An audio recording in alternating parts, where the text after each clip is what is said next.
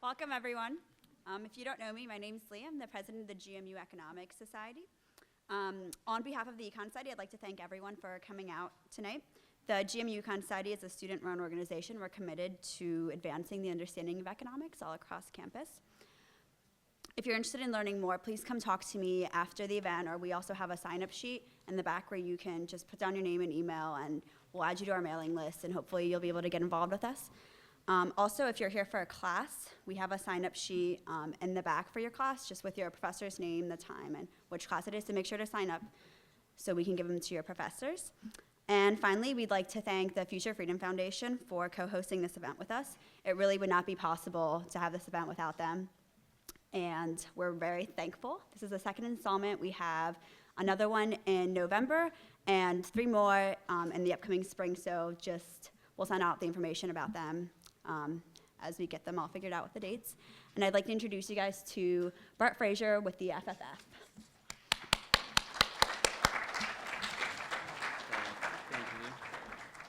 Hello again. I'll keep my remarks short here so we can get underway. For those of you not familiar with the Future Freedom Foundation, we're a nonprofit libertarian educational foundation. And if you want to check us out, go to our website, fff.org. That's where we have everything that we do is on the website. All the videos from this lecture series you can watch for free. We have literally thousands of articles on there from 2 decades of publishing. And we also have a free internet newsletter you can sign up for out in the lobby on the table there. It's free for the asking. And also, actually, all of the literature that's on that table is free for the taking. Anything on the table you can take as well. So please do.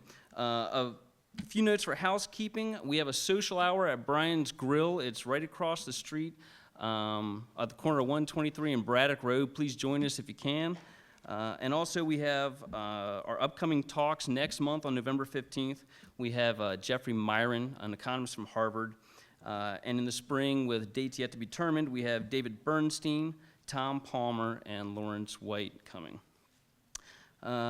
The topic for tonight is law and economics. And for those students in the crowd here, you guys are really lucky. You guys have a world-class economics department here, and you also have a top-notch law school as well. And it's a nice combination. And you really, you couldn't do better than the gentleman who's going to speak tonight, Don Boudreaux. He is professor of economics here at GMU. He is the former chair.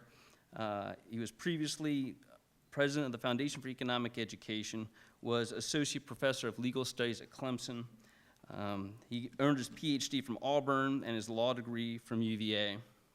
He's been published in the Wall Street Journal, Investors Business Daily, Regulation, Reason, Ideas on Liberty, many others, and he published Globalization in 2008, and he has a blog with Russ Roberts called Cafe Hayek. His talk tonight is entitled Liberty, Legislation, and Law. Please welcome Don Boudreaux.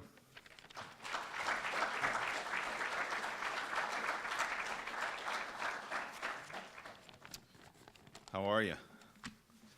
I want to thank the Econ Society and FFF, Bumper, and Bart for sponsoring my talk and having me here. It's a pleasure to be with you. I think the reason Bumper and Bart invited me is because they have a social hour afterwards. So they're looking for speakers to drive the audience to drink. I hope I'll do that, although not too quickly. I don't want you rushing out, you know, to go drink too early. The topic tonight is indeed law, legislation, and liberty. That's a title, as some of you know, of what I regard to be F.A. Hayek's greatest book. It was a book written toward the end of his life. It was a 3-volume work, first volume published in 73, second in 76, the third in 79. I think it contains some of the most profound insights, way beyond economics, way beyond just law, but insights into the way society works. And so practically everything that I say here tonight, I will confess, is derivative of what's in that book. Hayek influenced me so much, it's hard for me to tell any longer what ideas I have on my own or from other scholars and what ideas come from Hayek, because so many of them come either directly or indirectly from the late F.A. Hayek. I actually have a prop tonight. if it had been more crowded, the prop would work better. But I think it'll work. So I'm going to, let me ask you to do me a favor. Would you give me that stuff in that chair right there? Thank you. Before I came, actually I should talk on the microphone. This was my prop. Before I came up here, I put these books and my coat on that chair, and I noticed that no one sat in that chair. That prop, my books on that chair, actually demonstrates the principal point that I want to make tonight. I don't want to necessarily convince you that my conception or definition of law is the correct one. I just want to share with you the way I think about law and hopefully stimulate your thoughts along these lines. I think I'm right, but I don't know. I once had a great teacher at NYU, Fritz Machlup, who said in class one day, he says that he's sure that 50% of what he knows is wrong. He just doesn't know which 50% it is. Fritz Machlup was a lot smarter than me, so I'm sure that, I don't know, 75% of what I know is wrong. I just don't know which 75% it is. So I think I'm right, but I could be wrong. But here's my point. My books on that chair prevented someone from sitting in that chair. It's very possible that someone came by, maybe you, what's your name? Carissa. Maybe you would have sat in that chair had the books not been on that chair. But you all know it's just a norm in society. If you go into a college cafeteria at lunchtime when it's crowded, you go into an auditorium when it's crowded, and if you want a seat, how do you reserve a seat? You take your books, you take a coat, or you take some other personal item that you're not too worried about getting stolen, and you place it on the table or on the chair. And what that does, what the placement of those items does, is to reserve that chair for you. It's an unwritten rule, but it's an unwritten rule that I think is properly called law. It's an instance of law. I'll get back to that example in just a moment. So what I want to discuss with you this evening is a conception of law that I believe is among the most destructive misconceptions that modern people have. It is a conception of law as something that is not only designed and centrally planned, but also centrally imposed. And this misconception is captured nowhere as firmly as in the common practice that we all know of referring to legislators as lawmakers. I cannot hear a legislator, either a congressman, a parliamentarian in Britain, a state legislator, a city councilman, referred to as a lawmaker without it being, for me, like fingernails on a chalkboard. It just grates me, right? Because the way I think of law, and it's a very Hayekian way, but the way I think of law is in fact not legislation. Legislation is not law. The two are very different. So legislators are legislation makers, but they are not lawmakers in any sense of the term. And the fact that we think of legislators as being lawmakers, the fact that we think of legislation as law, I believe creates a profound danger in modern society, because we wind up giving the respect that genuine law does deserve and should command to something that's not law, but called law, that in many instances, I believe, is actually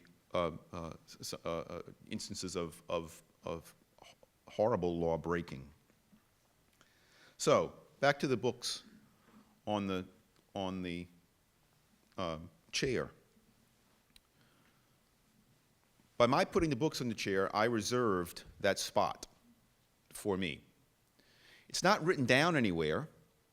You can't go to the student handbook at GMU or to the bylaws of the Econ Society or the Future Freedom Foundation. You can't go to the general statutes of Virginia or the Supreme Court of Virginia. You can't go to the Constitution of the U.S. or the UN General Assembly's, whatever the UN General Assembly has. You can't find the law written down anywhere that books placed on a chair in a crowded auditorium or in a crowded cafeteria reserve it. But it's a rule that's respected. I mean, think about it. If you walk into a cafeteria, excuse me, If you walk into a cafeteria and you want to sit down to eat, but you didn't place your books at a spot, and you see a place where no one is sitting, and you walk over there and then you see books in front of it, what do you normally do? You walk away. You're disappointed. You want to sit down, but you don't sit down because someone's books are there. Now, you could break the law. You could push the books aside and sit down, but you know you'd be doing wrong. You know you'd be breaking some norm. And to get ahead of myself, maybe, yes, I'm defining law as coming from a norm. I'll use this example later to explain how I think more formal law is developed out of this very simple example. Use it as a case for other instances of law. But everyday experience should teach us that law and legislation are not the same thing. First, a great deal of what is legislation is not followed, is simply ignored, and a great deal, as the books on the chair case makes clear, a great deal of what is law is not written down anywhere. I'm going to ask a question, and there's a very bright light, so I can't see you. You can see me, probably because of the very bright light, but I can't see you. But I'm going to ask a question. I want you to raise your hands anyway, and I'll pretend I can see you. How many of you have ever purposely driven faster than the posted speed limit? Yes. Okay. Actually, I have someone in here. Is my student in here who has not driven faster than the posted speed limit? What's that? Yeah, I can't see you, but I know I see. Okay, yeah. I asked this question to a student of mine the other day, and I was surprised by the answer. Well, now, all of you, if legislation is law, all of you are lawbreakers and should be punished. You know, there's no more clear legislation than a speed limit. It is literally black letter law, right? It's on a big white sign, and it says 55 mph. Right? And everybody in America, everybody who's English speaking knows what that means. 55 miles an hour, speed limit, 55 mph. Do not drive faster than 55 miles per hour. And yet, we all routinely do it. Now, let me ask you to then imagine yourself driving along on a 4-lane highway. The weather's fine. Your car's in good operating conditions. It's a perfectly good driving day. And you set your cruise control. The speed limit's 55. You set your cruise control on 60. Right? Driving along, you look in your rearview mirror and you see, woo, woo, woo, woo, woo, and you get pulled over. And the cop, comes over and, throws up his sunglasses and says, all right, sir/ma'am, you know what you were doing? You were doing 60 in a 55-mile-an-hour zone. What part of 55 miles an hour don't you understand? Right? Right. Now, imagine how you would feel. Just hold that imagination in your mind, in your psyche somewhere.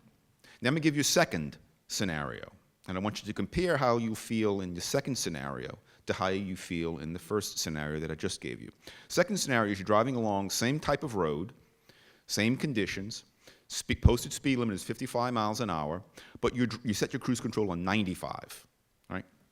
And you're driving along 95, and you look in your rearview mirror, and sure enough, cop pulls you over and says, you're going 95 miles an hour, I'm going to give you a speeding ticket.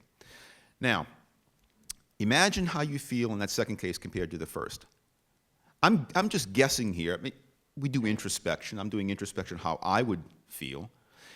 In the second case, where I was driving 95 miles per hour in a 55-mile-an-hour zone, I would, of course, feel disappointed that I got pulled over, but I wouldn't feel wronged. I wouldn't feel like some injustice has been visited upon me because I got pulled over having going 95 miles an hour in a 55-mile-an-hour zone. In the first case, I would feel not only disappointed that I got pulled over, I would feel wronged. I would feel that there was some injustice visited upon me, even though the speed at which I'm traveling is indeed 5 miles an hour above the posted maximum speed limit. And I suspect you'd feel the same way too. And the reason is because 55 miles an hour is not really the law when driving on an open highway, good weather, with under good driving conditions, with a car in good operating order. The real law is about 9, 10 miles an hour over the speed limit. It's not stated anywhere. It's not written down in the statute book anywhere, but that is the law.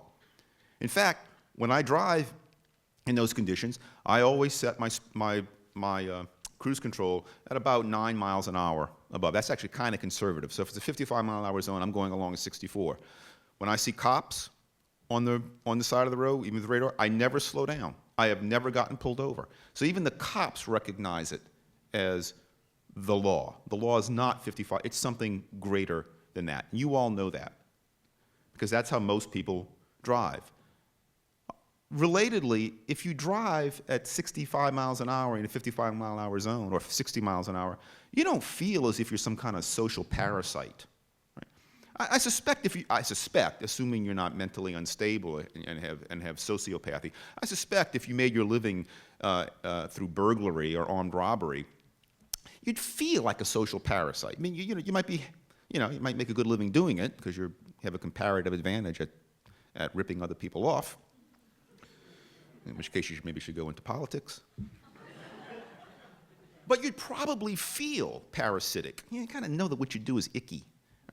Right? How many of you, after you come home at night after driving 38 miles an hour in a 35-mile-an-hour zone, you feel icky. I'll never do that again. Go to church twice on Sunday to confess that sin. So the law is not just what is written. I'm going to give you one other example. I'm going to read you a statute that's currently on the books. I just downloaded this today from the state of Massachusetts General Laws. This is Part 4, which is entitled Crimes, Punishments, and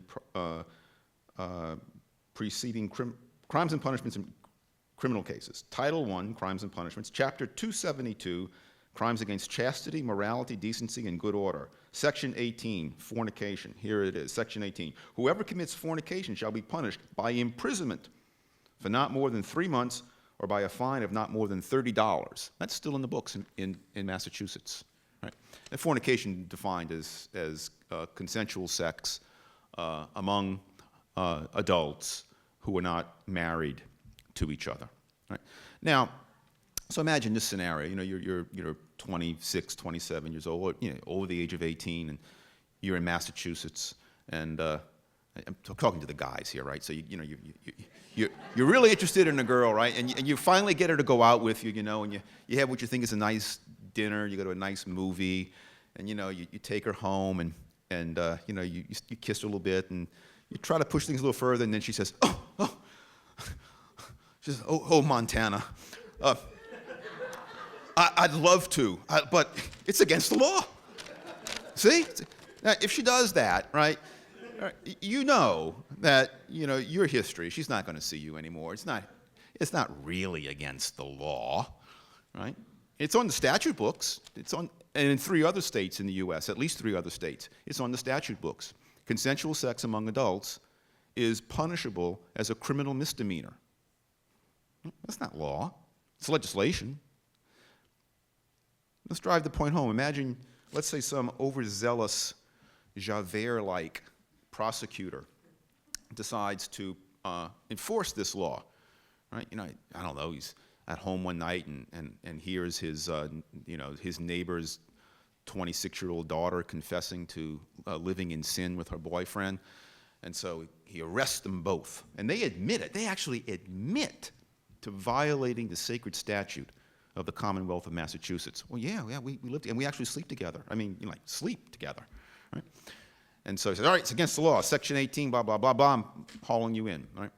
And you get asked to be on the jury. So you're paneled in the jury. And you know that if you vote to convict this person will spend 3 months in jail and pay $30 in fines, right? Would you convict the person? Well, I wouldn't convict. I mean, even though it's written down here that it's against the law, you know as a jury it's not really against the law.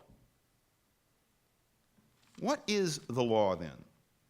Let me give you my definition of the law. Maybe I should have given it to you earlier, but I wanted to keep you in suspense. I wanted to give you examples. Here's how I define the law, and I admit it's very broad, and it's what I want to defend in the rest of the time I have with you.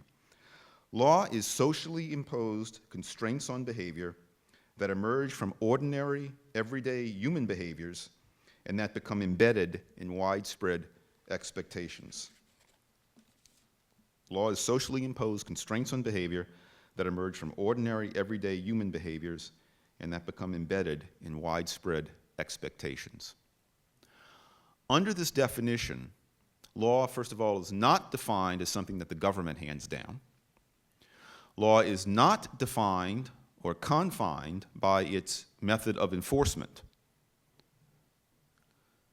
Some constraints, some behaviors are so horrible, violate human expectations so egregiously that they are punished severely. Murder is the obvious example. Cold-blooded, first-degree murder is the obvious example. And so because it's such a horrible crime, and we can get into the law and economics of that, which I won't do, but it doesn't take a genius to figure out why it's so socially destructive. It's a really horrible crime. We spend a lot of resources fighting it. Other crimes, violations of other crimes, are not so horrible. Other offenses against the law are not so horrible. If someone sat in that chair, and I really wanted to sit in it, then it's such a small thing, I'm not going to call on resources to enforce it. I may gossip. I'll get back to that in just a moment.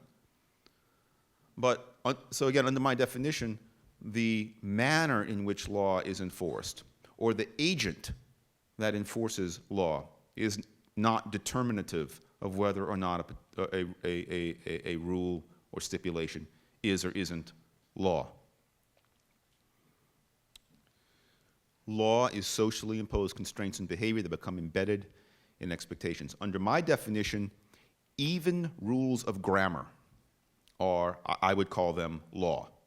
Violating a rule of grammar is not very serious at all. We certainly don't call the police, right? We don't call 911. My neighbor's not conjugating the verb correctly. Right? Come out. But it's something we notice, and there are constraints on human behavior to cause people to, in their respective communities, whatever they are, to abide by the law. How would the book case be handled in reality? Let's return to that. I said I'd return to that. So let's pretend I really did want to sit in that chair, and Clarissa, I'm going to make you the bad, well, not bad guy, I'm going to make you the bad girl. All right, can I do that? All right. So the auditorium, I'm shocked. I'm speaking tonight. It's not an overflow crowd.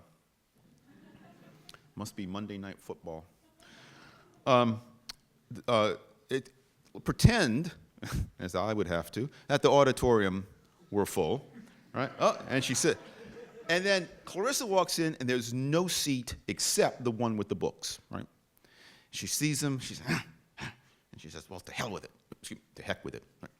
That's part of the law. You can't cuss too much when you're giving public addresses. So she sits down, she puts the books on the side, right? And I come by to sit, and then I say, well, what are you doing? And then you assault me. You assault me with lawyerly talk. You say, well, I'm sitting here. I say, yeah, but I have my books there. You say, so? And so you pull out the GMU student handbook. You pull out the statutes of the state of Virginia. You pull out the U.S.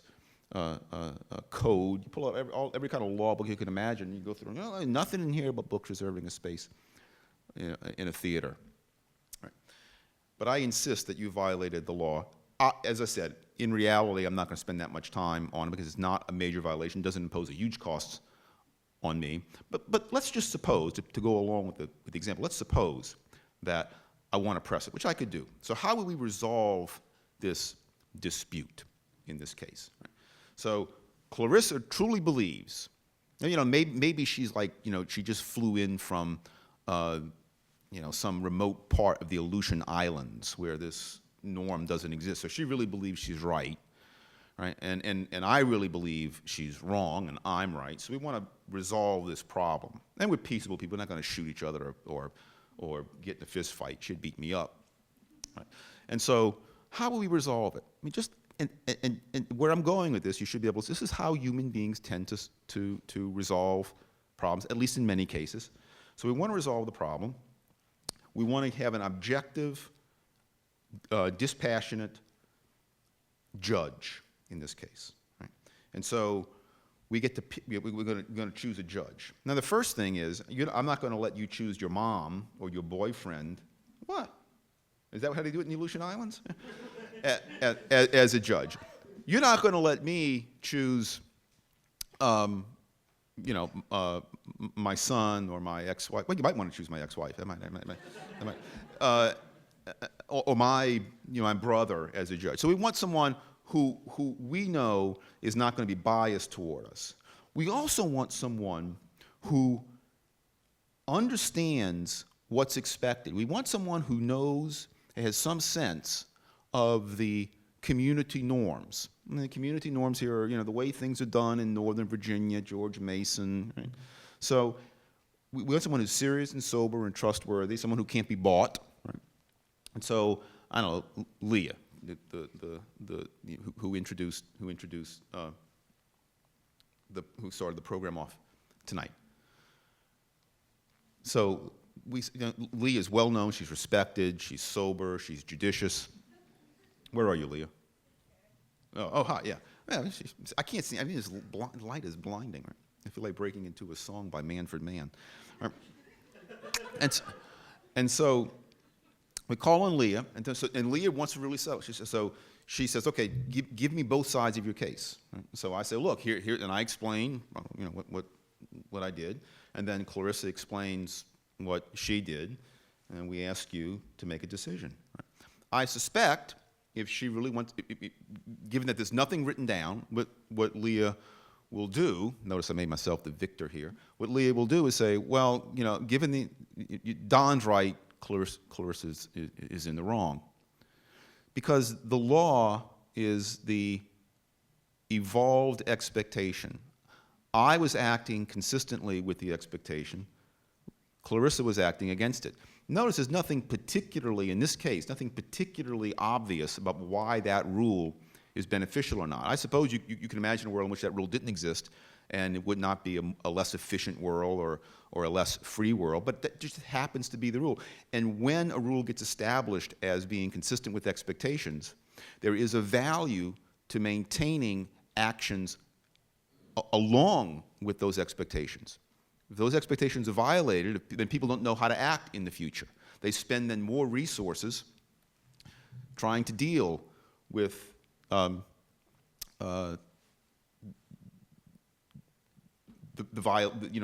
their disrupted expectations. Or, rather than just call on Leah, we might call on a jury of our peers. I'm a big fan, as you may have already surmised, of jury nullification. The original role of the jury in English law making was not to be a finder of fact. When you think about it, that's kind of weird. Why would you get 12 non-experts to find facts? Oh, having a skilled a coroner, a skilled scientist, one or two, or a panel to find facts is much better than having 12 randomly chosen people off the street to find facts. In fact, the original, and I think far better, reason for the jury, or at least the function that it served historically, and still to some extent serves, is not so much to find facts, but it is to bring community expectations, to bring community norms into the courtroom. It's jury nullification. I'm quite sure that if an adult in Massachusetts who had admitted to having consensual sex with his or her adult partner were in fact charged with a crime and brought before a criminal misdemeanor court in Massachusetts, I'm pretty certain that the jury would manage to find that person not guilty. I'm not sure how they would do it, but they would do it. You just can't get 12 people. It'd be very difficult to get 12 people. You have, like the 12 most prudish people in Massachusetts. very difficult to get 12 people to agree to imprison someone for 3 years, or whatever it was, imprison for any time, for doing something that is quite, whether you think premarital sex or fornication is good or bad morally, you just know these people were not behaving in any antisocial way at all. And so the jury would nullify. It's not to say that jury nullification is always good. The most famous case of jury nullification that occurred in the past few decades was, most of you now maybe too young to remember, it was the 1995 O.J. Simpson criminal trial in which the jury found O.J. Simpson not guilty. The evidence seemed overwhelmingly to support, as a civil court later found, that O.J. Simpson did in fact kill his wife and the guy, Ronald Goldman. But for a variety of reasons, the jury didn't want to convict him because of racial issues.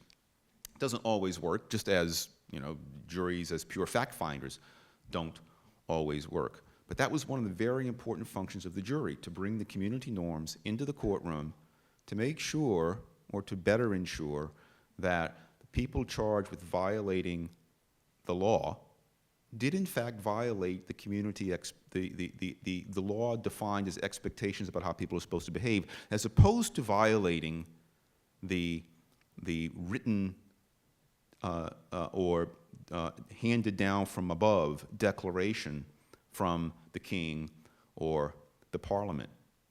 And understanding law in this way gives us some insight into the meaning and the sense of the famous aphorism that ignorance of the law is no excuse. If law is the expectations of the community, then most people should know it. It may be true that a particular individual charged with violating the law, in fact, for some odd reason, does really not know that books serve to reserve a place at a cafeteria table or in an auditorium. But because that expectation is so deep, the reasonable person can be expected to know it, and therefore violating the law is no excuse. And moreover, it's simply, if ignorance of the law were an excuse, it would be too easy for someone to say, who really did know the law and know the expectations, to say, I had no idea I wasn't supposed to rape my sister, Right? Just none. I won't do it next time. Right? It just doesn't make sense. So ignorance of the law is no excuse. But if you think of law as legislation, how can ignorance of the law not be an excuse if law is defined as legislation? How can, say, ignorance of what is in the new health care bill not be an excuse for someone charged with violating it? I mean, literally, the people who voted for it don't know what's in it. They admitted it. Many have admitted it. We didn't have time to read it all. We just passed it into law. Well, if the people who enact it literally don't know what's in it, everything that's in it, they have some supposition about what it'll do, right? Then how can a person, a doctor or an insurer or a patient who in fact acts in a way inconsistent with what is written in the bill, how can that person ethically be charged with violating the legislation because he or she truly didn't know what's in it? If law were legislation, then ignorance of the law, I think, would be, and certainly should be, a defense. Law, as I conceive it, as that which grows out of the expectations of the community. In that case, ignorance of the law is, or should not be, an excuse. There is, in my way of viewing law, conceptualizing law, law is very much like, and this will make sense, at least hopefully, to you economics students. If not, let me know, because I'll fire whoever your economics professor was, assuming it wasn't me. True law is very much like market prices. Market prices are not designed by anyone. They sort of emerge from the interactions of buyers and sellers going about their everyday business. Obviously, sellers would like prices to be higher, buyers would like prices to be lower, but market prices emerge, and they serve a useful function about equilibrating markets, keeping things running along in markets smoothly, clearing markets, as economists say. Law is very much like that. It emerges from the everyday actions of ordinary people going about their daily business. Legislators can interfere with that. In the case of prices, they do it frequently when they impose price controls. I grew up in the 1970s. It was a lamentable decade, in part because of price controls. I very well remember growing up having the government cap the price of oil and gas. It was a very complicated procedure, but basically it kept the price of gasoline from rising up to the equilibrium level. It kept the amount of gasoline that people wanted to buy much higher than the quantity of gasoline that suppliers brought to market. And so we had long lines at gasoline stations. We had inability to buy gasoline whenever we wanted. You had all sorts of rationing schemes, buying gasoline according to whether or not the last number in your license tag was an even number, an odd number.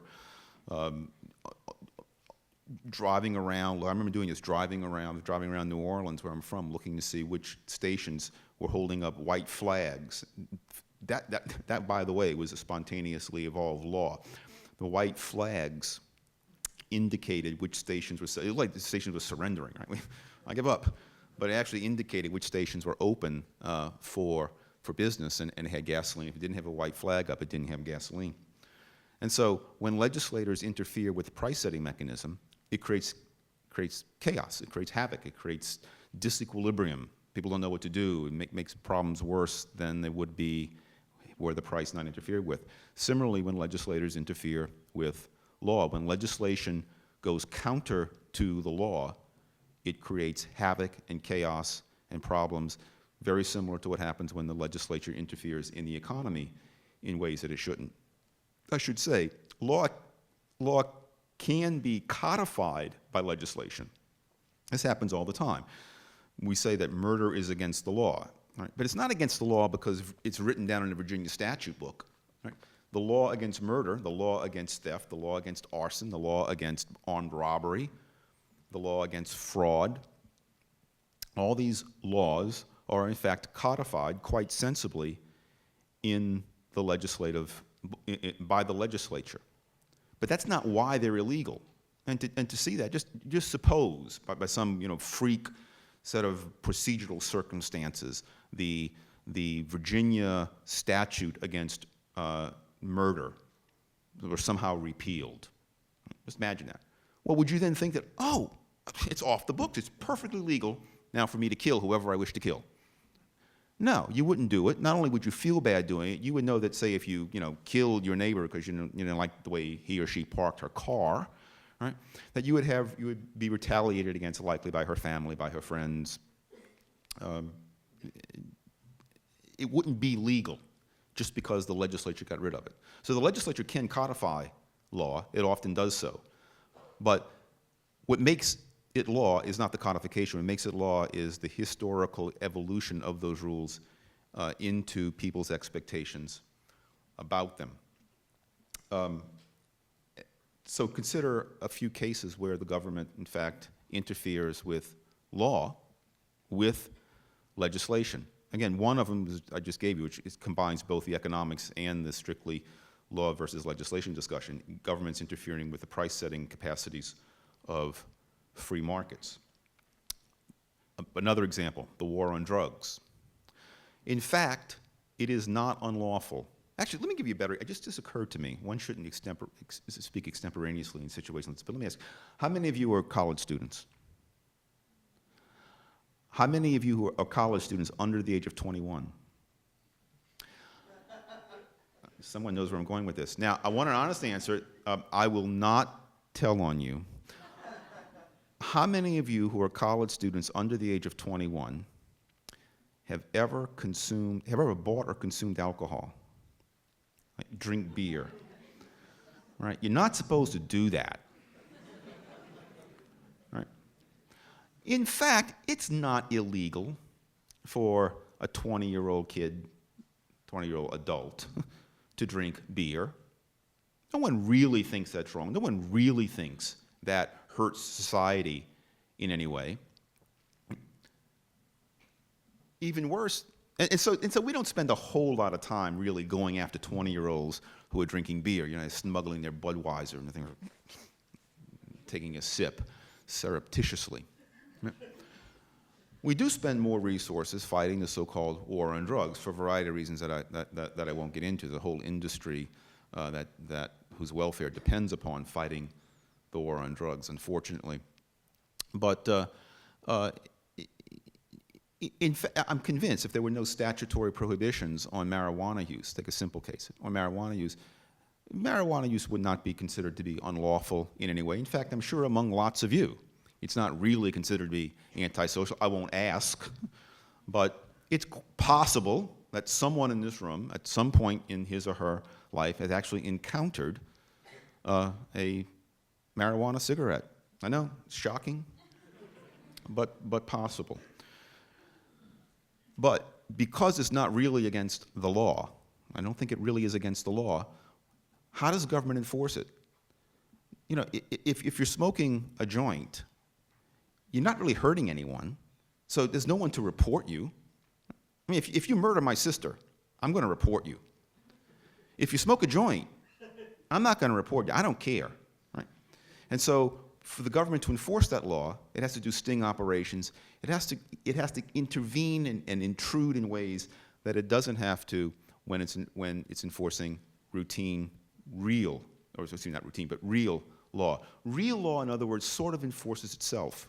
Not only in that most people just naturally obey it, and when it is broken, it causes ordinary people, not necessarily law enforcement officers, it causes ordinary people to take actions against that person, either by reporting them to official law enforcement agents, by doing sometimes vigilante enforcement themselves, for violations of minor laws, like when Clarissa so rudely sat in my seat.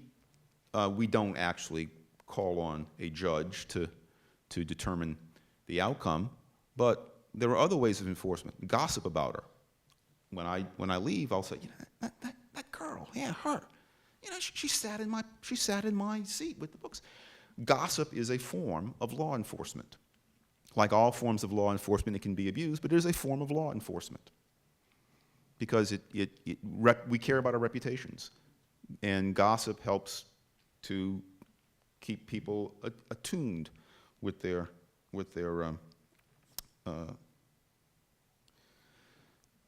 reputations.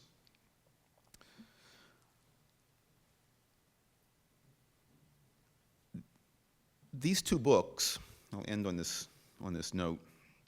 These two books here, the ones that I actually used to reserve my seat that you so rudely intruded into, are the two most important books that I've read on this topic. The first, as I mentioned earlier, is the first volume of Hayek's Law, Legislation, and Liberty. And again, you can tell by the title, he distinguishes between law and legislation.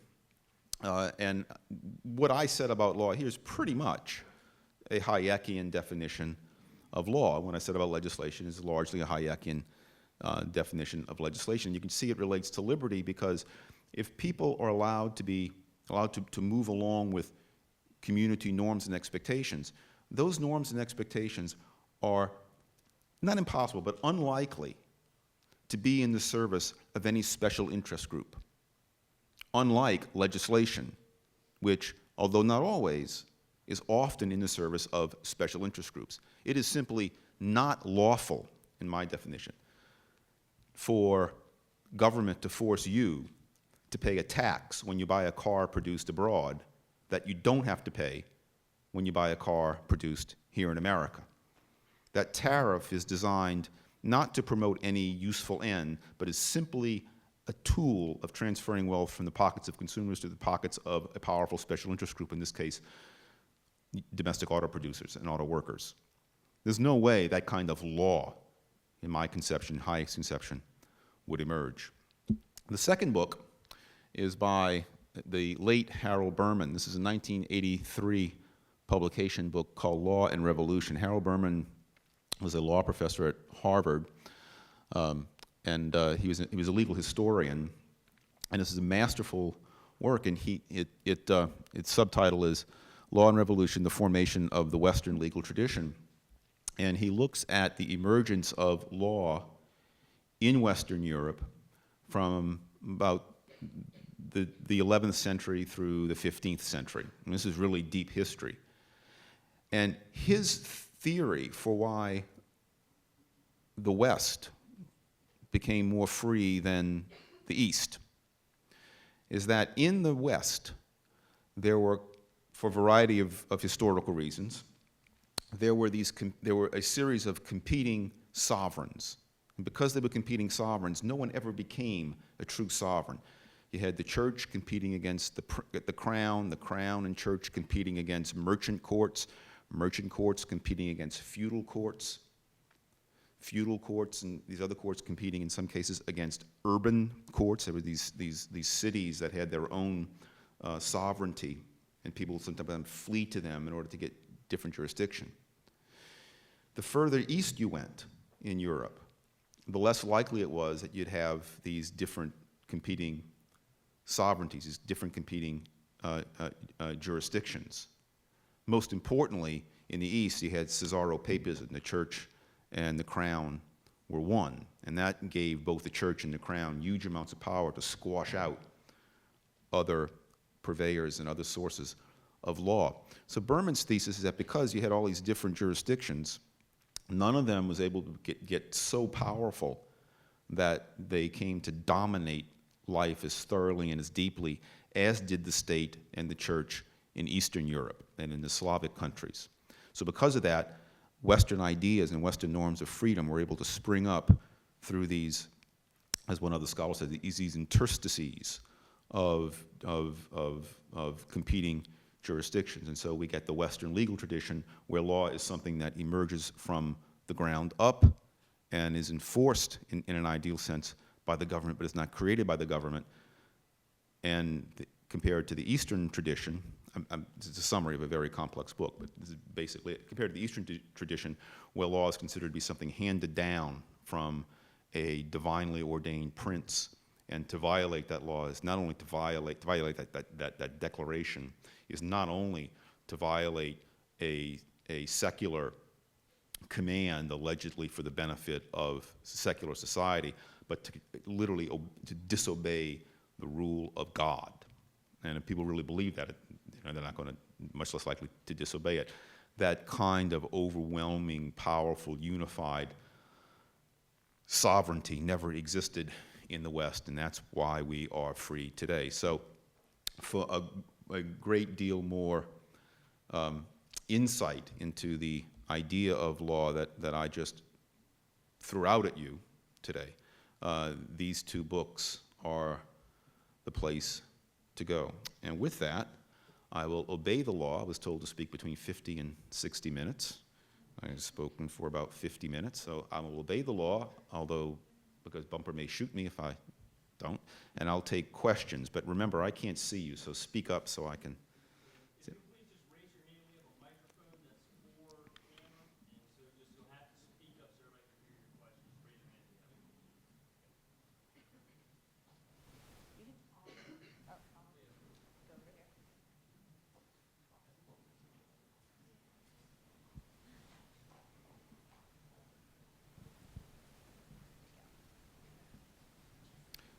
Oh wait, hey Bart, did you want to put something on me, or did you say you wanted to mic me up, or?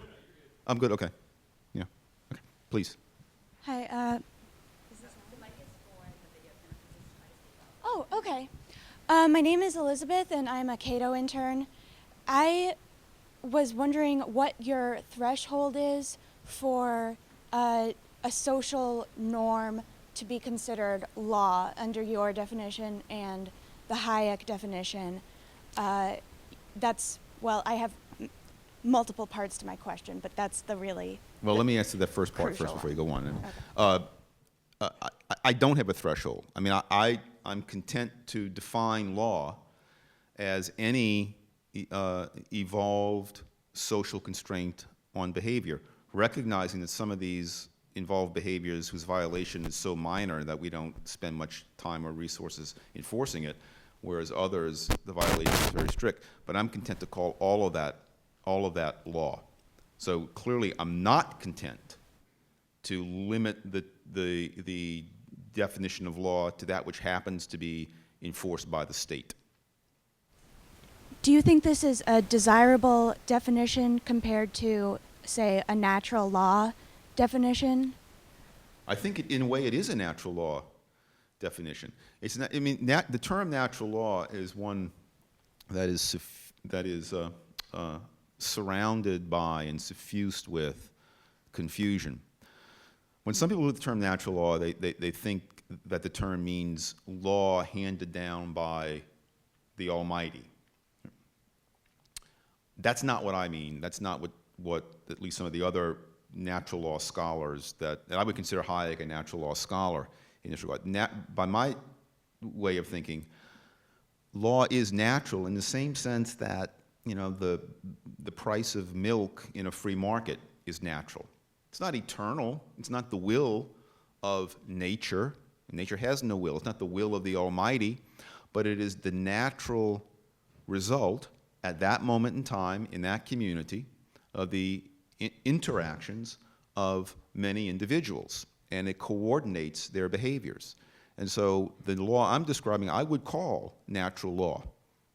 It's natural in the sense that it is the natural product of human interactions, unaffected by, or at least not very much affected by, artificial interference by people with guns.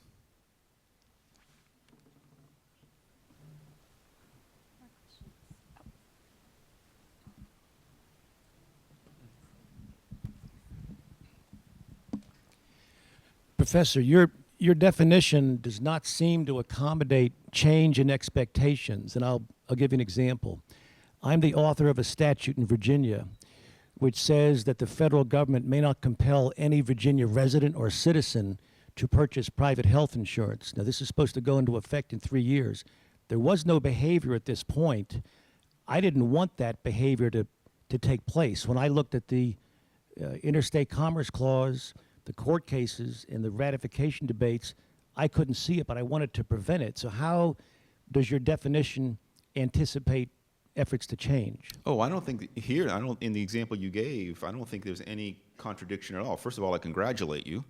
I'm glad you did that. I hope it stands up, yeah. I think the law, the true law is that, people should be allowed to buy health insurance or not, depending upon their own judgments. And then we had the national legislature barging in with this officious command, this sovereign command, saying, "Oh no! Now you have to buy health insurance." And so that's precisely why I think it's important to distinguish verbally between law and legislation, because when you call something law, the word law has a certain, rightfully so, has a certain kind of majesty to it. Right? We just can't go around breaking the law as we choose. What the Congress did and what Obama signed is not law at all. It's a sovereign command. It's legislation. And I think all you're doing in this case is actually enforcing the law, or you're undertaking an effort to say, I don't want to put words in your mouth, obviously, but as I interpret it from what you just said, you have launched an effort to announce to the national government that, look, in Virginia, we want to continue to be governed by the law, which is free people are not forced to buy health insurance. Contract. Right. Right. Right. And therefore, we refuse to be bullied by your legislation. The law is superior to legislation, and I think what you're doing is helping to enforce that. Right. It gave standing to Virginia to sue, and that's why I did it. Yeah, I'm glad you did it. But I don't see it, unless I'm missing something, I don't see that at all or in any way inconsistent with my definition of law. It doesn't require my definition of law, but I think it's perfectly consistent with it. No, I'm just wondering how, suppose expectations change, is the evolving understanding, is that now the new law? Yes, I would say yes, and you're exactly right. I mean, I'm anticipating what you have in mind. Just because it's the law does not necessarily mean it's wonderful and good. You can have dysfunctional law.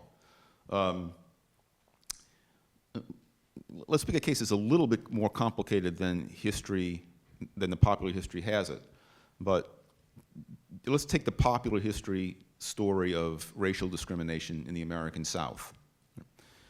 Up until the 1960s, indeed, to a large degree, in many places afterward, it was the law that if you were African American, you were not allowed to sit, in certain parts of the theater with whites. You're not allowed to sit at certain lunch counters. You had to use different drinking fountains. I think we would all regard that as reprehensible, but I would regard that as having been the law. Now, again, I hasten to add, just because something is the law does not necessarily make it good. And so my definition of the law is something positive rather than negative, although I do think that the kind of law that emerges in society unaffected by legislation is generally better and more liberty-oriented than legislation. But now, to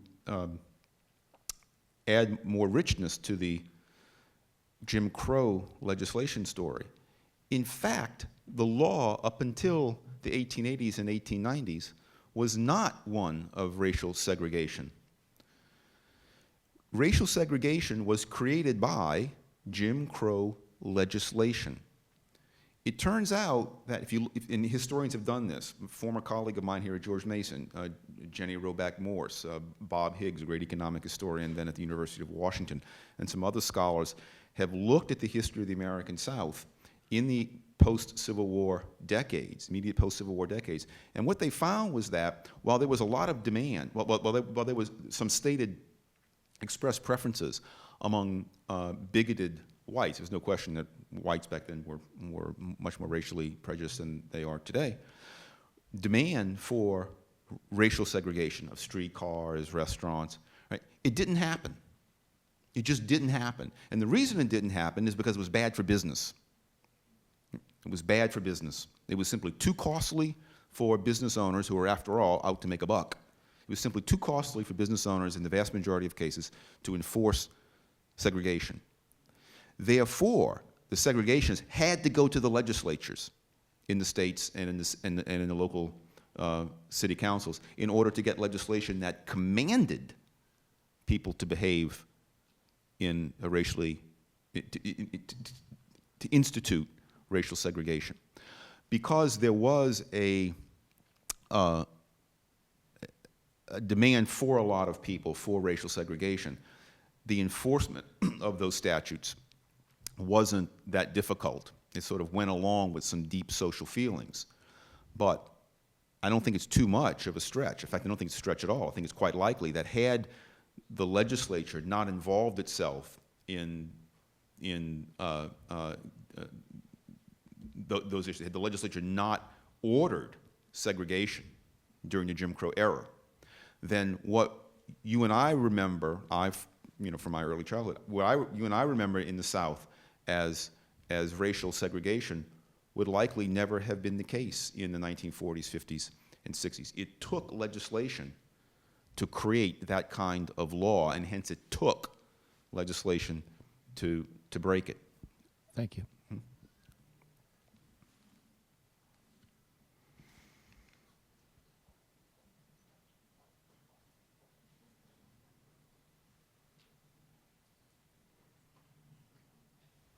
Hi, how are you? Thanks for speaking today. I'm coming from the University of Mary Washington, and I'm Scott Drankard. I'm going to preface this question by saying that, yes, I am an Austrian, but no, I am not an anarchist. And people keep telling me that it's only a matter of time at this point. So, what I wanted to get at, which is an important part of your argument, is that law is an emergent type thing. and that when the state is in its proper place, it reinforces that emergent phenomena. Is there really any need for a state in that instance? I can't believe I'm asking this question. But Yeah, who says you're not an anarchist? yeah, exactly. Wow, that's actually a deep question, and I'm not prepared to defend anarchy here. By the way, I mean, I won't give away what I am or am not, but if I were an anarchist, I wouldn't call myself one. Right?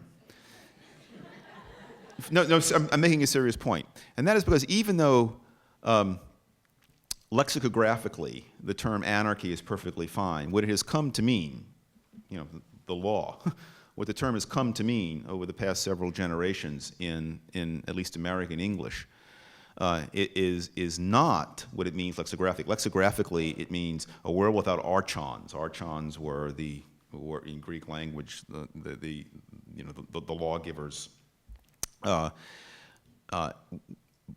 What it has come to mean is chaos, lawlessness. No one in their right mind supports chaos and lawlessness. And so for those anarchists among you, I recommend you don't go around calling yourself an anarchist, because unless you're among really close friends who know exactly what you mean, so your social norms are different from the broader social norms. If you say, I'm an anarchist, people think, oh, well, you don't believe in any order at all, and anyone with any sense would dismiss you as a nut, right? Because if you really believed in no order and no law, you would in fact be a nut or a sadist of some sort. Now, your question is a state required? I mean, that's your question. Do we need a state? What function does it perform? If it's just re-solidifying social norms, or like I use this argument, I want to better help to make it more effective. It's really no. It's a really good question. Do you know the name Alfred J. Knock? Yes. Albert J. Knock. Yeah. Knock was a great writer, and I can't remember the term he used. It escapes me. I think he called himself a philosophical anarchist. But Knock pointed out, and he died a long time ago. Knock pointed out that there are certain things that, in principle, you know, given our human nature, given the realities of the world we live in, that there's no reason why we need a state to do them. But precisely because people's expectations have so deeply evolved to depend upon, or not evolved, but have come to expect the state to perform those things. You can't just get rid of those things overnight. So even if I were I'll call myself an anarchist just because we're among friends. Even if I were an anarchist, no, I'm not telling you what I am or not, but even if I were an anarchist, right, then there are certain things that I would not practically do today, even though I believe we should move in that direction and hopefully reach that direction. I would not, for example, what the heck wouldn't I do? I probably wouldn't disband all municipal police forces today, you know, immediately, because, you know, we're just structured to rely upon the municipality to provide policing. Although I have no doubt, and this is true, I have no doubt that if we had no municipal police forces, private police forces would emerge and in all likelihood perform better overall than municipal police forces. And so, in a very weird way, my definition of law counsels against moving too radically in a less state-centered direction. Oh, that's confusing, isn't it?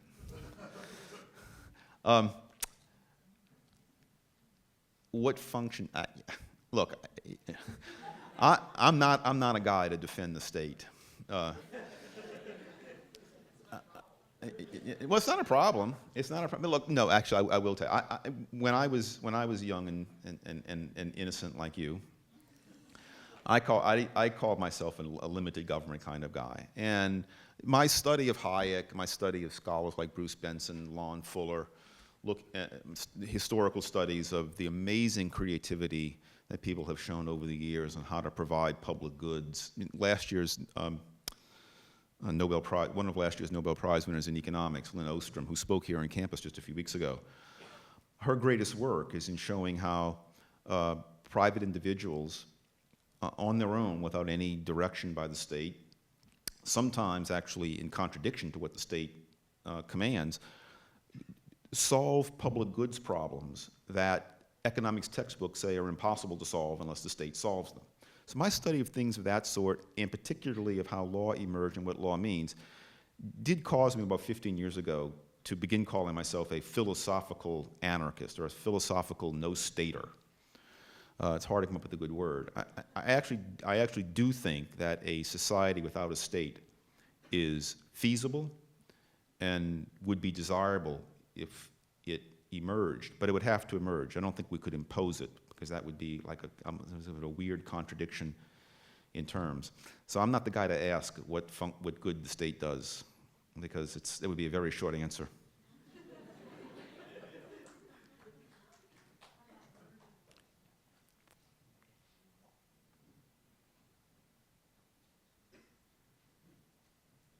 My name is Andrew Knight. I'm a high school teacher. I also have a law degree, or by your definition, maybe a Legislation degree. Legislation degree, exactly right. First, I thought your examples were brilliant about, first of all, underage drinking. According to my students, it's perfectly lawful by their own standards. Also, the breaking the speed limit was, I have a story to tell you about that. There was a loop around Athens, Georgia, and one day a group of students made a line and went around it at 55 miles an hour, just to prove the point that going 55 miles an hour, which was the limit, was ridiculous, and everyone was behind them, and everyone was completely annoyed and Blowing frustrated. their horns. Exactly right, yeah, and it was an experiment that they did just to prove it. Other people were trying to stop them from breaking the law. Yes, Which is what they were exactly doing. right. They were trying to make people law-abiding citizens, right? Here's my question for you. You said at one point, real law enforces itself, and my concern is this. It's very antisocial, of course, to steal something. So when you weren't looking, I stole your watch, and everyone in here saw that, somebody would tell you. There would be some sort of social consequence for that. However, how do you explain then rioting and looting and sort of mass breaking of social law? Yeah, well, it's a good question. My cheap answer is maybe I overspoke. But let me defend it. I mean, again, get back to the earlier point. Just because law is sometimes broken does not mean it's not law. I mean, even in the more conventional definition of law that most people accept, law is that which the state declares. It's broken all the time. No one thinks that there is no law against murder just because people get murdered from time to time. Right? We all know it just gets broken. It's unfortunate, but it's still illegal to murder people. It's still a violation of legislation, of the law. What I meant by law enforcing itself, I didn't mean that it just, it automatically works out. I meant something, and I should have been more clear. I meant that it doesn't often, I'll modify this. It doesn't often require, it doesn't often require the conscious use of force for its enforcement. Sometimes it does. David Friedman has a wonderful book called The Machinery of Freedom, in which he imagines imagines what a society without a government would look like. And in that society, and I don't think this is far-fetched at all, you would have different private protective agencies. And if you violated a rule that my private protective agency agreed to protect me against, and you insisted on violating that rule, ultimately my private protective agency would pull out a gun and aim it at you and say, stop.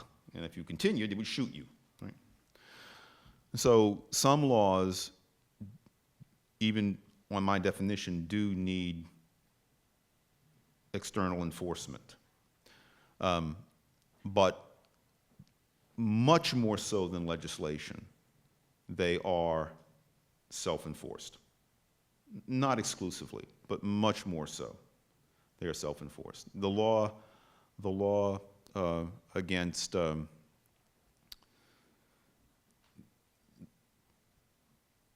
don't have a good example. I mean, back in the 1880s, the law, in fact, was racially segregate.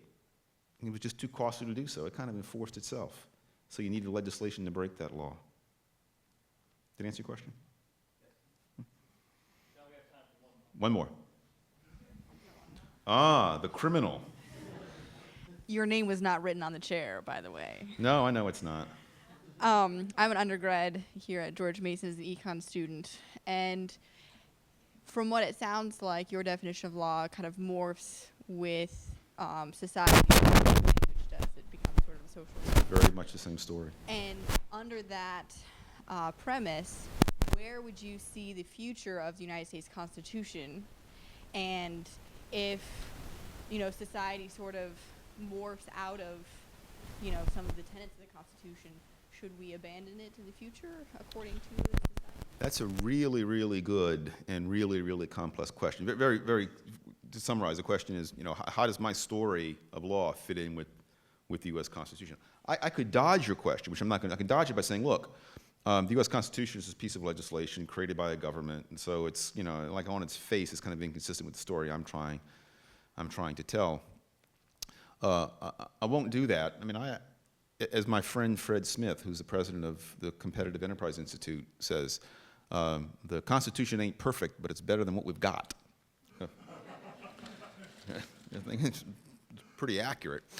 So the question, what is the Constitution? I mean, on one reading, the Constitution is that document that, is the original, one of the originals of which you can see in the National Archives.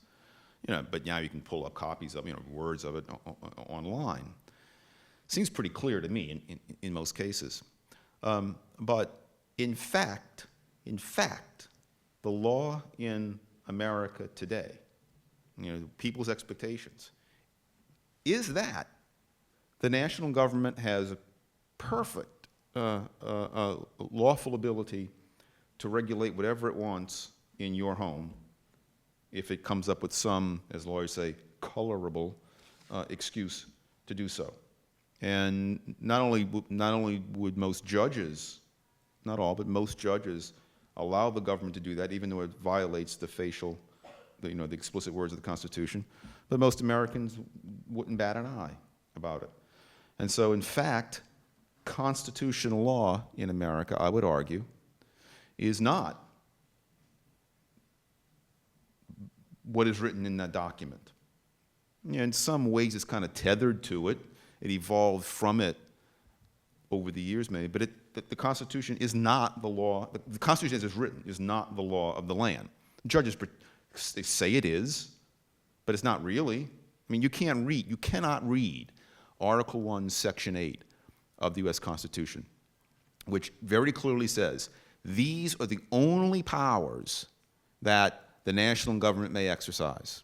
And they're, modified a little bit by the amendments, but not much. And you can't read those. It can build postal roads, right? Set up a patent office. Right? The vast majority of what Uncle Sam does today is in violation of Article 1, Section 8. The vast majority of what Uncle Sam does today, some people then say, is unconstitutional. A lot of the Tea Party people are saying that.